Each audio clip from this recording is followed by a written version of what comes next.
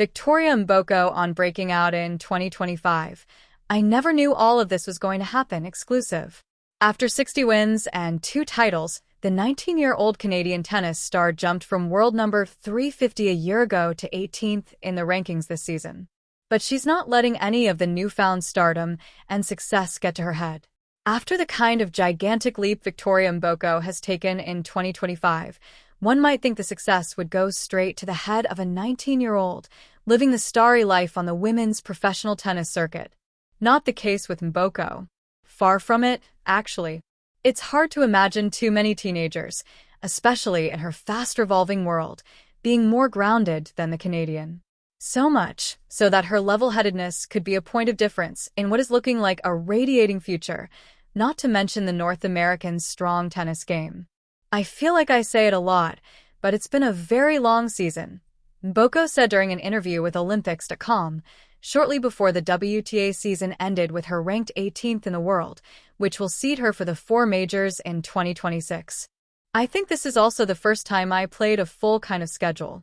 I mean, besides the Australian Open in the beginning of the year, I feel like I've done quite a lot, and a lot has happened which I've had to adapt to really quickly. I feel like I'm still learning so many things along the way, but looking back at everything, I'm really happy with where I came from to where I am now, and it gives me a lot of hope and confidence for the next year to be playing. I still haven't played a lot of tournaments on the calendar, so there's a lot of things I'm really looking forward to. Victoria Mboko triumphs in Hong Kong for second WTA title. Victoria Mboko beats Alexandra Ila in thrilling maiden meeting. Victoria Mboko on Canadian Open run. Absolutely surreal. Where Mboko has come from seems so distant, figuratively and literally, because she was so far down the list.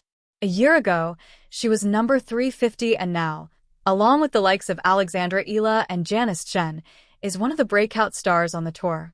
Mboko reached the 3rd round of the French Open as a qualifier and won 2 titles in her rookie campaign, the Canadian Open and the Hong Kong Tennis Open 2 weeks ago, where she outlasted Spain's Cristina Buxa in the year's longest final of 2 hours and 49 minutes.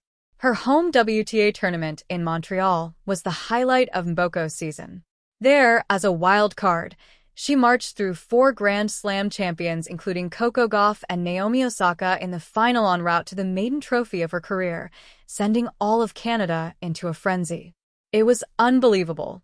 I mean, getting the wild card to the main draw even was such a big deal for me. Mboko recalled of her fairy tale summer run.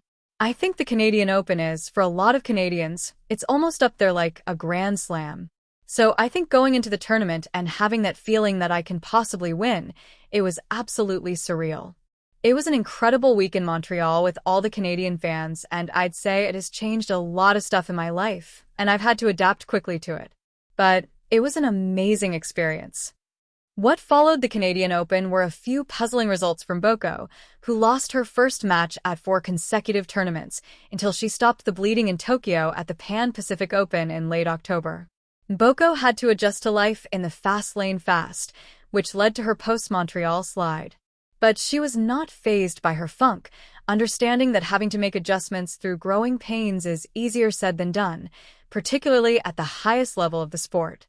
There is a quiet, inner strength and security to Mboko that seeps through her words and the way she carries herself. Not in a macho, in-your-face way that could be construed as shallow or for show. Mboko is real. Of course, after Montreal, a lot has happened. But then again, I feel like for me, it was just another tournament, and I'm not really comparing that win to what is going on now. Maybe I was not having the greatest couple of tournaments, but, I always go into every tournament with the same mentality and everyone's good in the tournament. I know I have to really bring out some good tennis to beat these good players, and then again, I'm still learning in the same way. There's so many unique styles of play, and I'm playing with the top now, so I'm going to be winning, losing a lot of matches, and if I have to find my rhythm and stuff, it can take me a while. I'm still excited, and it's a privilege to play against these kinds of players.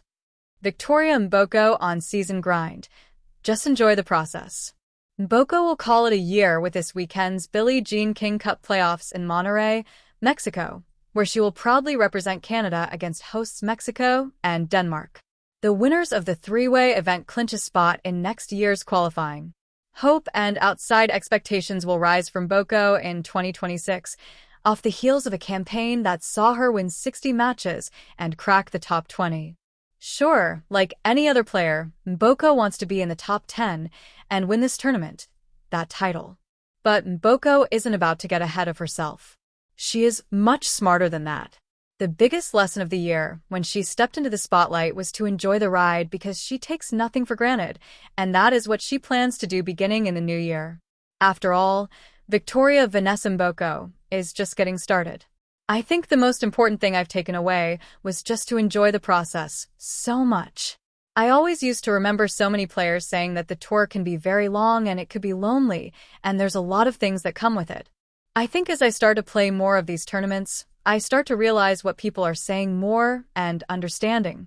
But I think it's really important for me to have a good support system around me, people who I'm close to, and I'm able to find a lot of joy in traveling and playing these tournaments and going to different countries every week and competing all the time with not having much rest. So, I think that's the kind of process that I need to adapt to more. And I think that's the part one enjoy as much too, because it's just like your job. I don't really think of anything to achieve.